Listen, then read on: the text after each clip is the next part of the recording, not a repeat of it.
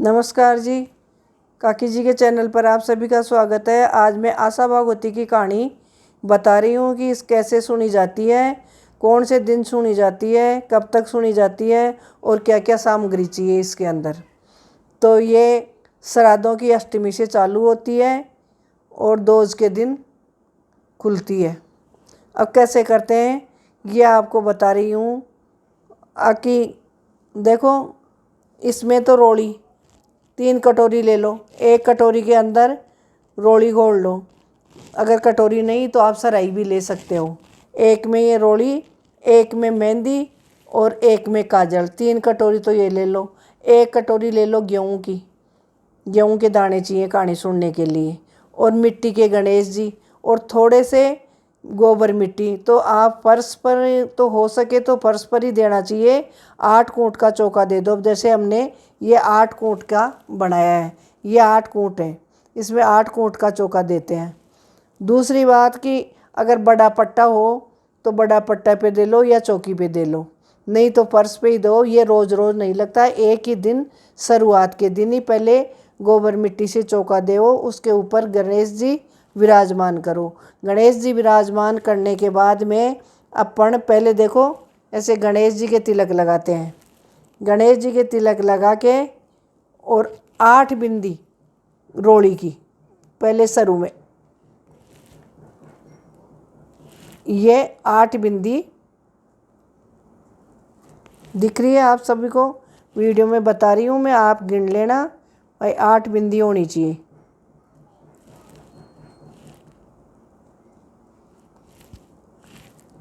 ये 8 बिंदी बीच में पहली बार तो रोड़ी की होनी चाहिए।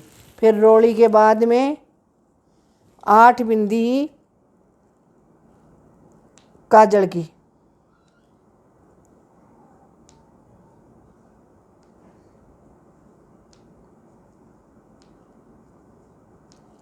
फिर उसके बाद में 8 बिंदी मेहंदी की,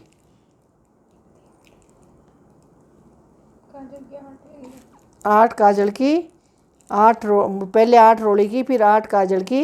अब 8 देते हैं अपन मेहंदी की। सुंदर सुंदर बिंदी देनी चाहिए कि रोज़ उन्हीं पे लगती है। ये नहीं दूसरी दूसरी नहीं लगेगी, फिर रोज़ 8 दिन तक उन्हीं पे लगाई जाती है।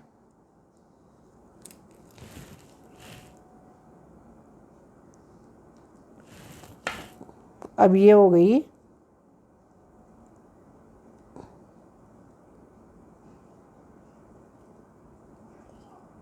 अब इस हिसाब से लगाई जाएंगी ये बिंदी।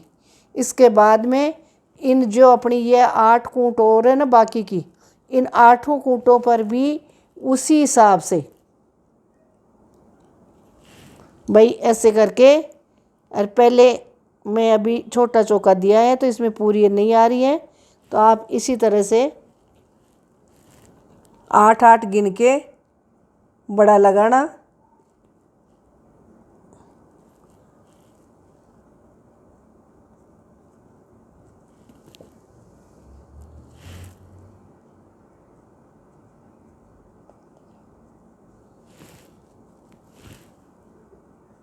देखो आपको बता रही हूँ मैं, एक बार इशारा कर देती हूँ, आप ध्यान से लगा लेना।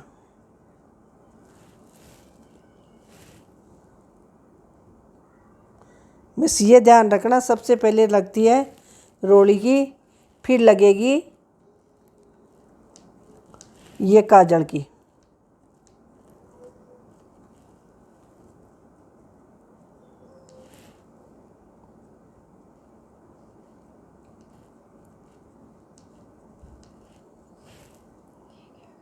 कोई बात नहीं, ऐसे देखो कि इस पे लगा रही हूँ मैं, इसलिए सही नहीं है। आप खूब बड़ा सारा मान के और ये लगाना है। ये रोज़ रोज़ बिंदी रोज़ लगानी है, पोतना रोज़ में नहीं है।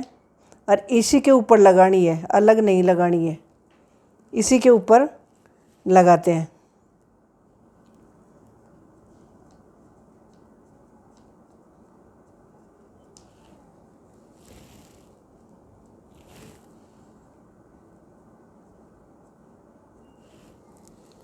अब सबके ऊपर फिर ये मेहंदी की चालू है, जैसे अपन ने बीच में लगाई है ना वैसे ही।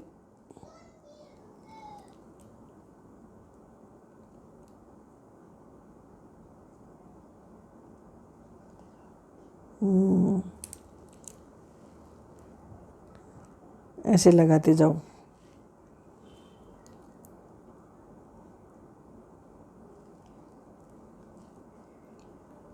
देखो इस कहानी में थोड़ा टाइम लगता है, पर ये अपने सुहाग के लिए है। और जो पूर्व जन्म में अपने कोई दोष लग जाता है स्त्रियों के, उसको उतारने के लिए शंकर भगवान ने ये कहानी अपनी पार्वती जी को उद्यापन करवाया था, कहानी सुनाई थी, पार्वती जी ने सुनी थी।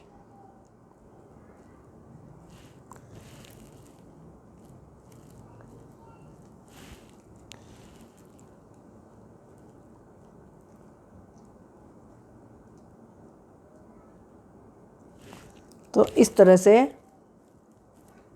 मैंने कई जगह कम लगाई है, आप गिनो तो ऐसे मत समझना, पर इस तरह से 8-8 ये पहले बिंदियाँ लगाते हैं। बिंदी लगाने के बाद में ये देखो गेहूं के दाने, ऐसे 8 दाने गिन के, 8-8 दाने गिन के और यहाँ रखा जाता है।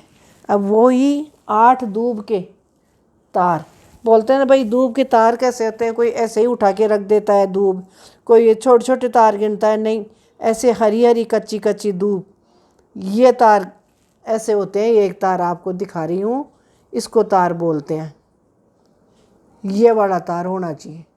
ऐसी एक एक तार को 8 जगह गिनना चाहिए, 8 तार को एक जगह, ऐसे जैसे गेहूं के दाने रख दिए 8, वैसे ही ये दूब रखो। फिर ये पूरी 8 कूंटों पे ही, बीच में एक तो और 8 कूंट ऐसे गिन गिन के रखे जाते हैं। ऐसे चूंठी भर के मत रख देना, ऐसे रखो। और ये 8 तारी में अभी तो थोड़ी सी है मेरे पास दूब, इसलिए लाई नहीं, मैं बता रही हूँ आपको कि इन 8 पे ही आपको दूब रखनी है।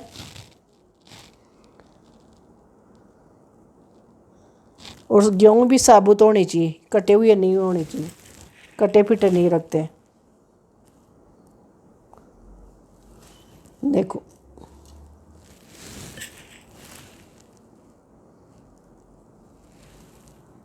दिख रहे होंगे आपको वीडियो में।